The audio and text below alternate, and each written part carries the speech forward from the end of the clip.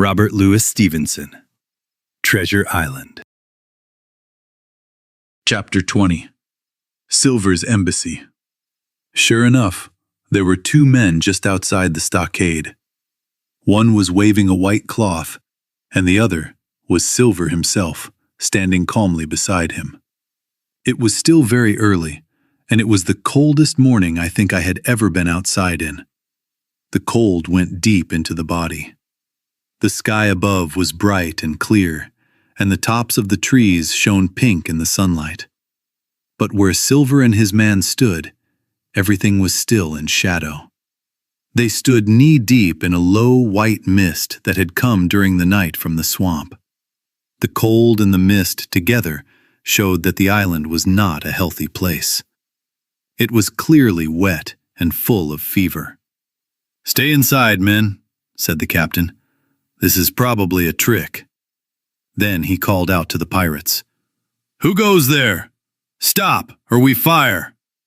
"Flag of truce!" cried Silver. The captain stood in the porch, carefully keeping out of the way in case of a hidden shot. He turned and spoke to us. "Doctor's group, keep watch. Dr. Livesey, take the north side, please. Jim, the east. Gray, the west. The others, load your muskets. Quickly, men, and be careful."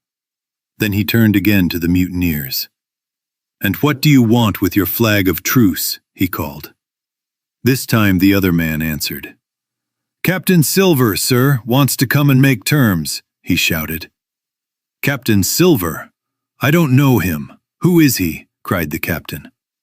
And we heard him say quietly to himself, "Captain, is it? Well, that's a promotion." Long John answered for himself. "Me, sir. These poor lads have chosen me captain after your desertion, sir." He said the word desertion very strongly. "We are ready to give up if we can agree on terms, and that's the truth.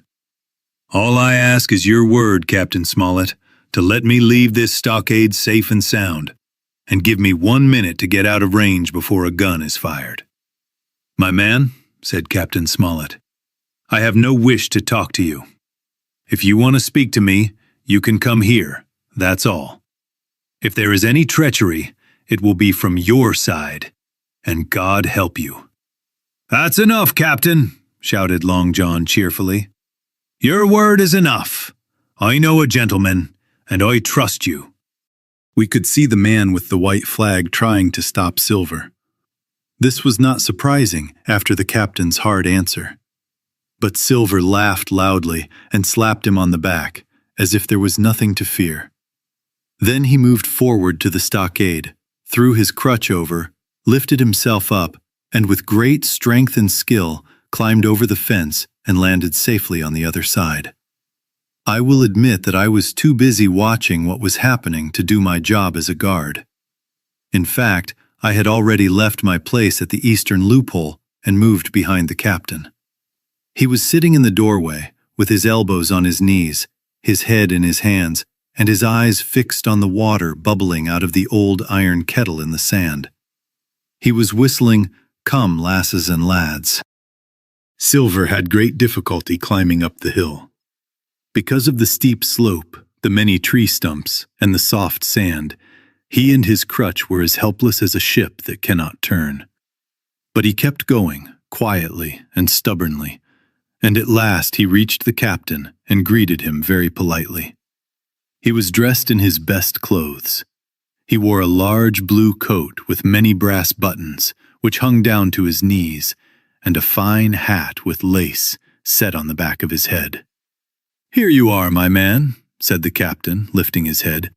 "You may sit down." "You won't let me come inside, Captain," said Long John. "It is a very cold morning, sir, to sit outside on the sand." "Well, Silver," said the captain, "if you had chosen to be an honest man, you could be sitting in your kitchen now. This is your own fault. You are either my ship's cook, and then you were treated well, or Captain Silver, a common mutineer and pirate, and then you can go hang." "Well, well, Captain," replied the sea cook, sitting down on the sand as he was told. You will have to help me up again later, that's all. You have a nice place here. Ah, there's Jim. Good morning to you, Jim. Doctor, I greet you. Why, you are all here together like a happy family, in a way. If you have something to say it, said the captain. You are right, Captain Smollett, replied Silver. Duty is duty. Now listen. What you did last night was a good move. I admit it. It was a good move. Some of you are very strong fighters, and I won't deny that some of my men were shaken. Maybe all of them were shaken. Maybe I was shaken too. Maybe that is why I am here to talk about terms. But listen, Captain, it will not work a second time. We will keep better watch and drink less rum. Maybe you think we were all drunk, but I tell you, I was sober. I was only very tired. And if I had woken up 1 second earlier, I would have caught you in the act. He was not dead when I got to him, no. Well, said Captain Smollett as calmly as possible. Everything Silver said was like a puzzle to him, but you would not know it from his voice. As for me, I began to understand a little.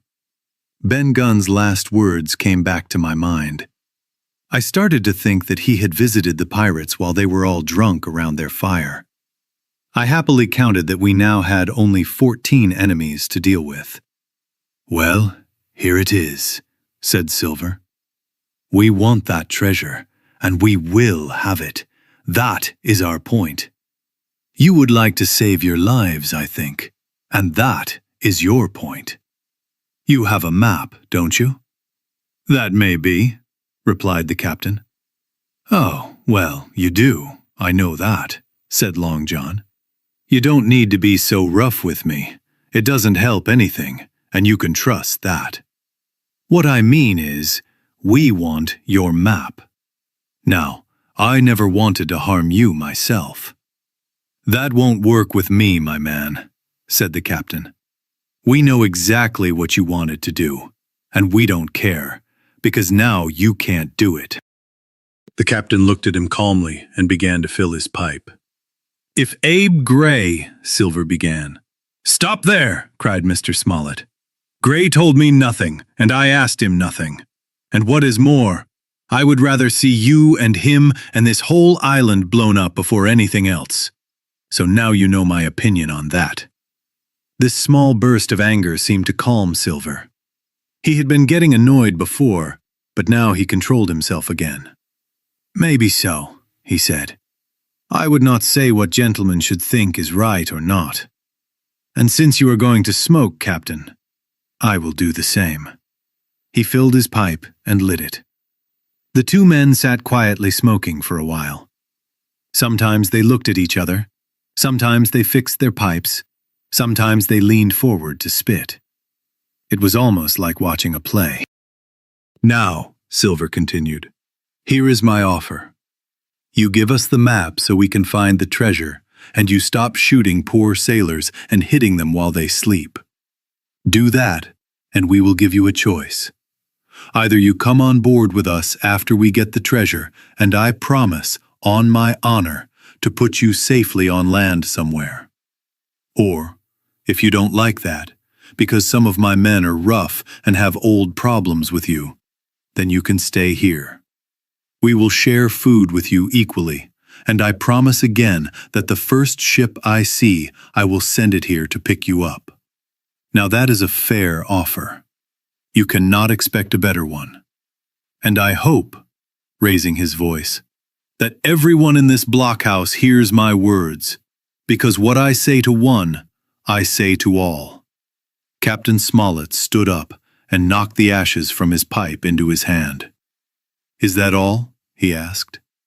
Every last word, by thunder, answered John. Refuse that, and you will not see me again except as musket fire. Very good, said the captain. Now listen to me. If you come one by one, without weapons, I promise to put you all in chains and take you home to a fair trial in England. If you refuse, my name is Alexander Smollett. I have raised my king's flag, and I will send you all to Davy Jones. You cannot find the treasure. You cannot sail the ship. There is not one man among you who can do it. You cannot fight us. Gray escaped from 5 of you. Your ship is stuck, Master Silver. You are trapped on this coast, and you will see that soon. I stand here and tell you this. These are the last good words you will get from me. Next time I see you, I will shoot you in the back. Now go. Get out of here quickly." Silver's face changed completely. His eyes were wide with anger. He shook the fire out of his pipe. "Give me a hand up," he cried. "Not I," said the captain. "Who will help me up?" he shouted. No one moved. Swearing angrily, he crawled along the sand until he reached the porch and pulled himself up on his crutch. Then he spat into the spring. "There," he cried. "That is what I think of you. Before an hour passes, I will smash your blockhouse like a barrel. Laugh. Go on, laugh. Before an hour passes, you will be crying instead. Those who die will be the lucky ones." With a terrible curse, he turned away, moved through the sand, and after several tries was helped over the stockade by the man with the white flag. A moment later, he disappeared into the trees.